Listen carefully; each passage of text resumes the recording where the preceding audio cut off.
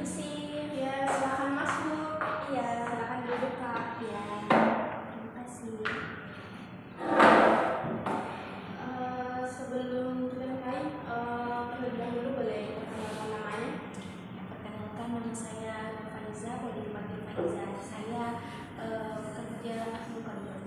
Saya adalah seorang mahasiswa. Oke. Apa kabar hari ini, Kak? Alhamdulillah baik. Oke. Tujuan kakak kesini apa yang ingin dicapai? Harapan saya untuk datang ke tempat ini untuk melakukan konseling kepada kakak terkait permasalahan saya dalam mengatur waktu saya selama ini, karena saya merasa akhir-akhir ini, bukan akhir-akhir ini sih, saya selama ini itu terlalu membuang-buang waktu sehingga saya merasa kurang dalam dapat memanajemen waktu saya. Oke. Jadi proses coaching kita kali ini yang ingin kita capai yaitu ingin memanajemenkan waktunya untuk dalam mengerjakan sesuatu. Iya. Ya. Jadi tujuan kita yaitu, sekali lagi kakak ulang, tujuan kita yaitu ingin memanajemenkan waktu dari kakak. Apa betul Kak? Oke. Jadi sebelumnya apakah kakak sudah menerima mengenai email yang sudah saya kirim kepada kakak? Iya Kak, sudah. Oke. Ada yang ditanyakan mengenai email tersebut? Iya Kak, kalau boleh tahu berapa tarif per sesinya? Oke. Tarif per sesinya itu sekitar 500.000, bukan sekitar, tapi 500.000. Jadi proses coaching kita hari ini akan berjalan sekitar 20-25 menit dan akan dilaksanakan selama 3 kali sesi. Oke. Silahkan diceritakan bagaimana kakak menjalankan manajemen waktunya selama ini. Selama ini itu saya kan mahasiswa, jadi tentunya saya memiliki banyak tugas, apalagi saya ini mahasiswa psikologi yang tugasnya itu memang banyak dan bukan tugas-tugas yang mudah. Nah, di samping itu saya juga seorang anak yang bertugas sebagai mengantar ibu saya ke kantor, mengantar adik saya juga kuliah. Nah, di samping itu kan terjadi sering, ya bukan hanya sekali dua kali. Jadi kalau saya sudah mengantar ke sana kemari, terkadang saya lebih memikirkan untuk bersantai-santai dahulu, padahal saya punya banyak tugas yang menumpuk istilahnya, karena terlalu mengesampingkan tugas itu. Nah, tapi kalau saya lagi bersantai-santai, saya tetap memikirkan tugas-tugas saya. Saya ingin mengerjakan, namun berpikir bahwa tugas ini terlalu banyak. Jadi saya bingung untuk mengerjakan tugas itu mulai dari yang mana dulu. Nah, saya juga terkadang saya memikirkan kalau apa saya kerja tugas yang gampang dulu. Tapi kalau saya kerja tugas yang gampang dulu, nanti jadinya saya malas untuk kerja yang lain, karena kayak itu pokoknya jadinya kayak kalau pusing maka yang mana mau kerja duluan. Jadi akhirnya saya memilih untuk bersantai-santai, baring, nonton video dan lain-lain sebagainya Kak. Oke. Jadi alasan kakak ini menunda-nunda waktu karena banyaknya kegiatan, banyaknya tugas, dan kakak sudah tidak tahu yang mana yang mau dijalankan terlebih dahulu. Jadi silakan ceritakan apa yang membuat kakak merasa sulit dalam manajemenkan waktunya sendiri. Seperti yang saya bilang tadi Kak, kalau karena dari awal saya sudah mikir kalau tugas yang saya punya ini banyak, jadi saya itu sangat bingung mau kerja yang mana. Di samping itu juga kalau misal saya kerja tugas terus ya pasti saya mungkin akan rasa bosan dan malah lebih memilih untuk ini tugasnya terbengkalai tidak kukerjakan ki. Nah saya tuh selalu mikir kalau harus Kak cari hiburan supaya eh, apa ya kayak terrefresh dulu otakku sebelum kerja tugas, atau kayak di sela-sela kerja tugasnya itu saya mau cari hiburan. Tapi kadang cari hiburanku itu malah memakan waktu, malah lebih memakan waktu dibanding saya kerja tugas. Jadi kayak sia-sia sekali ki itu hiburan-hiburan yang saya cari, karena akhirnya malah tambah bikin stres deh Kak. Jadi itu Kak bingung Kak bagaimana caranya untuk seimbangkan ki antara kesenangan pribadiku dengan kewajibanku sebagai mahasiswa. Jadi kakak itu bingung untuk bagaimana mempertimbangkan atau menyeimbangkan dalam pengerjaan tugasnya dan dalam kegiatan yang lain. Ya, tapi kakak memilih untuk biasanya untuk keluar nongkrong. Iya. Jadi dalam waktu seminggu ini kakak itu menunda-nunda untuk mengerjakan sesuatu seberapa sering? Seminggu ini mulai dari minggu lalu sih Kak, saya tuh ini kan akhir-akhir semester ya, jadi punya banyak tugas tentunya. Nah karena saking banyaknya itu dan saya juga tak mau saya itu lebih sering nongkrongnya dibanding kerja tugas, karena itu saya stres pikir itu tugas-tugas saya yang mana harus saya lakukan.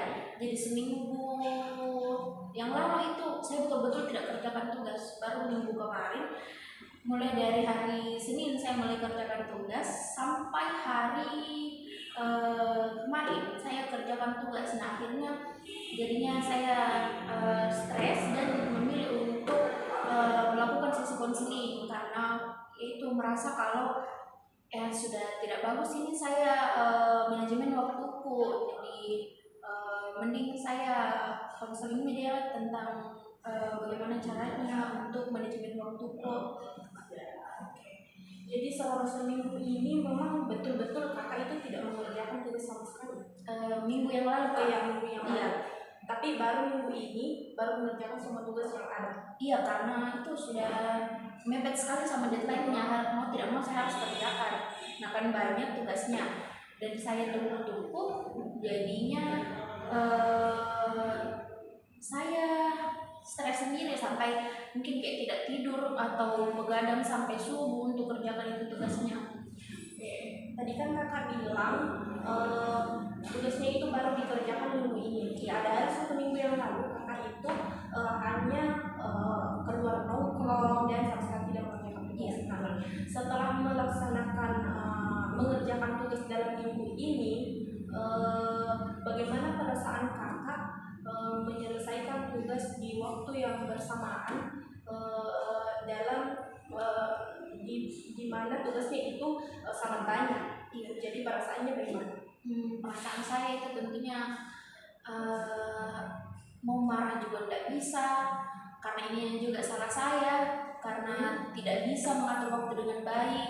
Saya kecewa sama diri saya sendiri karena itu saya merasa kalau saya ini sudah semester 5, tapi kenapa tidak bisa atur waktunya dengan baik.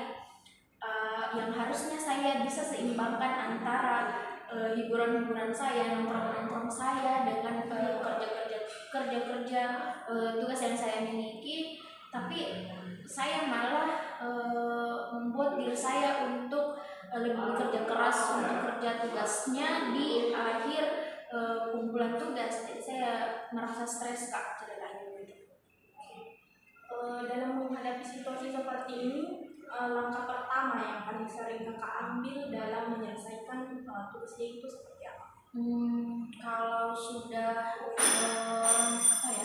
kalau sudah ini seperti kayak kemarin seperti kayak minggu ini tuh kan dari hari Senin saya mulai kerja tugas, mulai mengejar deadline.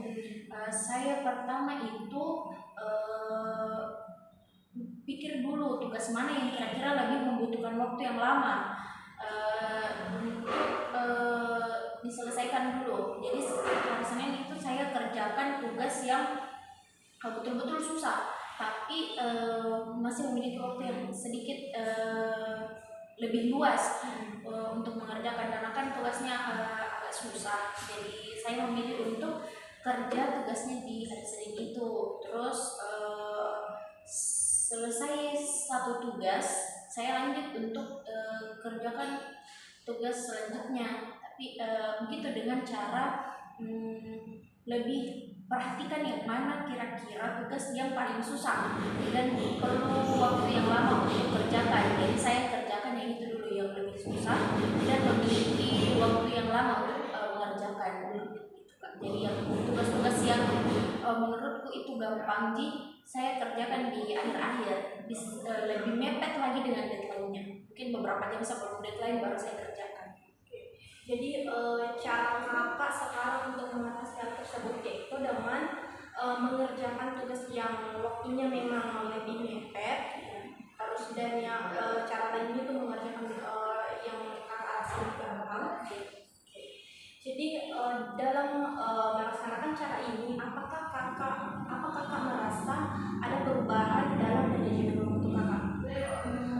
Kalau dari itu sebenarnya kalau dilakukan dari sebelumnya jauh sebelum deadline, misal saya tidak mengutamakan hiburan saya, nongkrong saya, mungkin itu sangat efektif ya, karena saya bisa atur, saya sebenarnya bisa atur yang mana bisa dikerjakan lebih dulu dan bisa diselingi dengan nongkrong.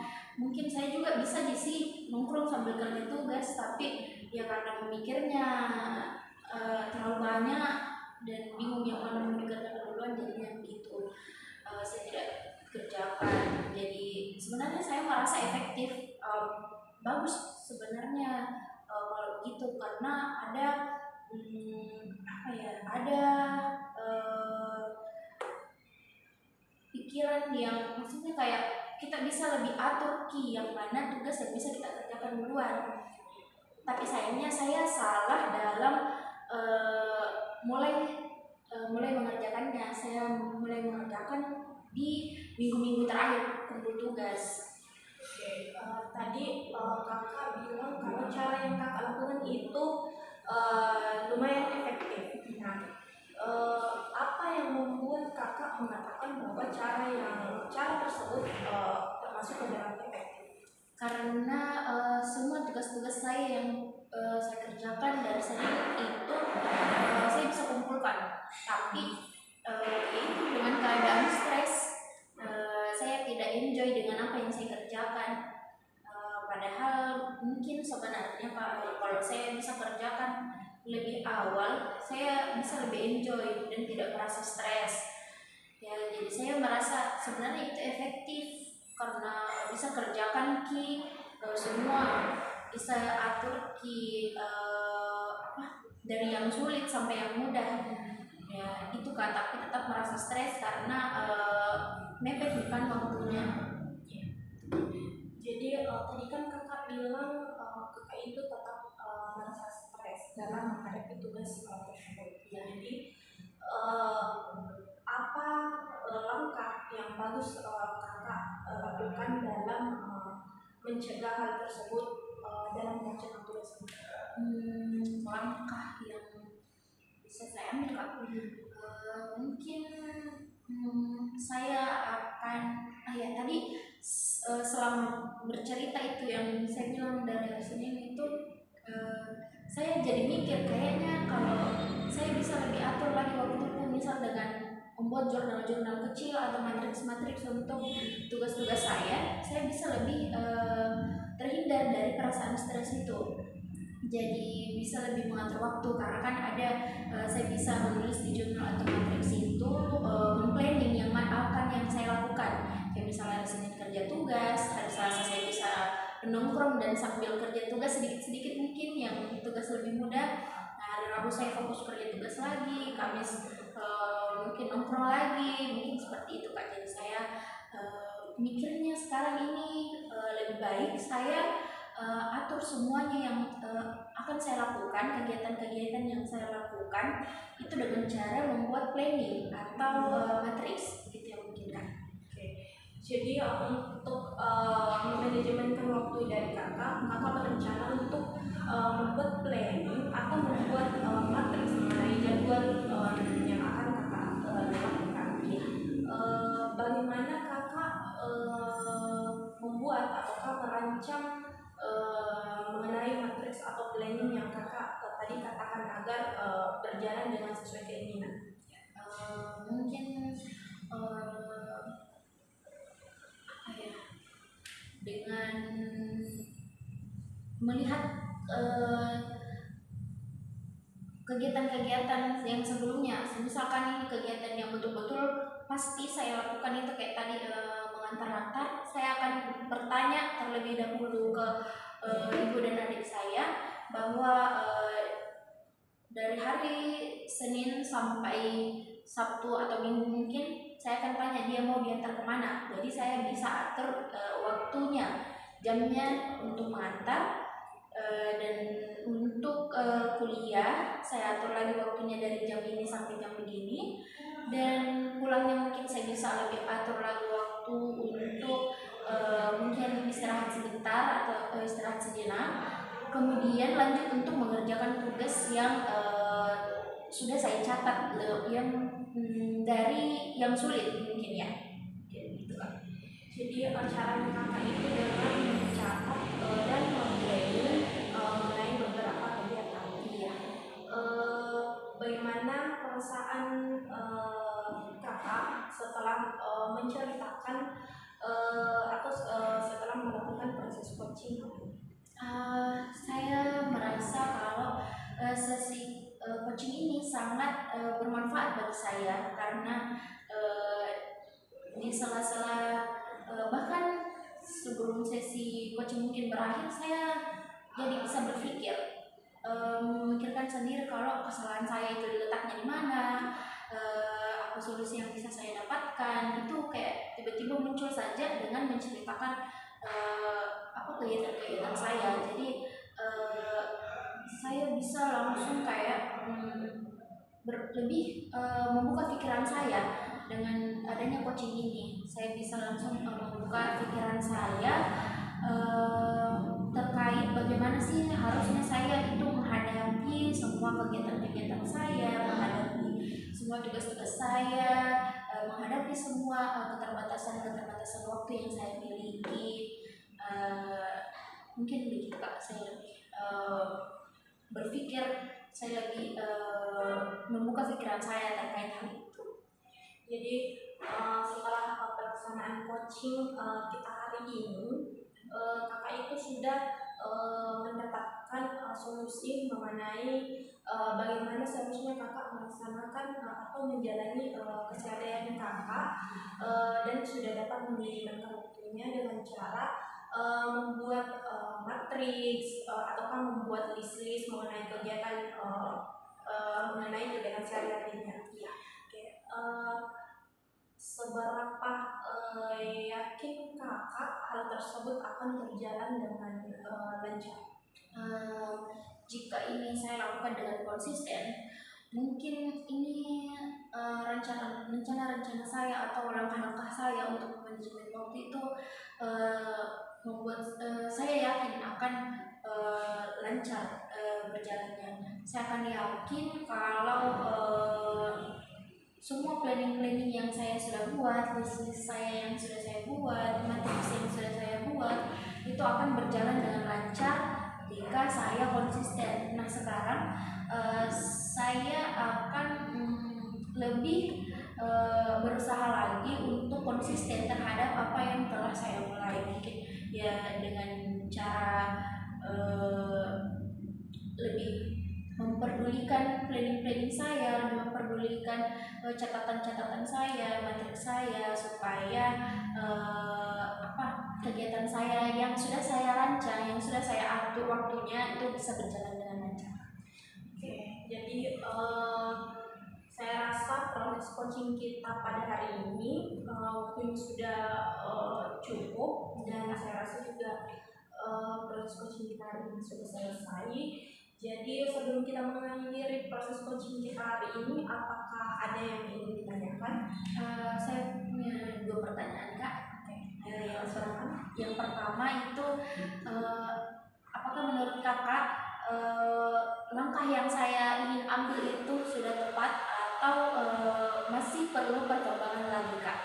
Atau saya perlu langkah lain mungkin? Atau sudah baik untuk dicoba menurut Kakak? Kalau saya silakan untuk mengikuti tentang apa yang kakak tadi sebutkan mengenai disease. Nanti di sesi berikutnya saya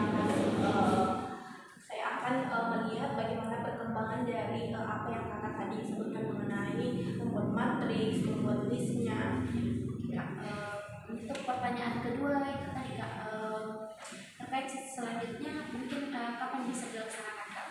Untuk sesi selanjutnya nanti saya akan hubungi kapan kita melaksanakan dan gimana tepatnya. Berarti untuk evaluasi kegiatan-kegiatan atau planning yang sudah saya buat itu di sesi selanjutnya, ya, Kak? Ya, di sesi selanjutnya, dan dari beberapa hari ke depan ini saya akan mengkontrol bagaimana hal ini berjalan dengan baik. Saya ucapkan terima kasih kepada kakak karena telah mempercayakan kepada saya dan telah terbuka kepada saya mengenai proses coaching kita hari ini. Saya akhiri. Assalamualaikum warahmatullahi wabarakatuh. Waalaikumsalam warahmatullahi wabarakatuh.